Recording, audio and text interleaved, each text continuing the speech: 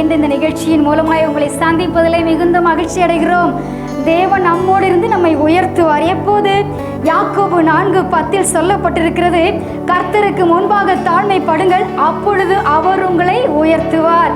என காண்பான தேவ பிள்ளைகளே, சர்வ வல்லமை உள்ள தேவன் நம்மோடு இருக்கும்போது கண்டிப்பாக நாம் எல்லா காரியத்திலும் எல்லா இடங்களிலும் தேவ சமூகத்திலும் மிகுந்த மனத்தாழ்மையோடு நடக்க முடியும். அப்படிப்பட்ட கிருபைகளை கர்த்தர் நமக்கு தருவார்.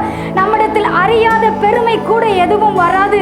நாம் மிகுந்த மனத்தாழ்மையோடு நடக்கும்போது நம்முடைய தேவன் எல்லா கண்களுக்கு முன்பாக நிச்சயமாக நம்மை உயர்த்தி கனப்படுத்துவார்.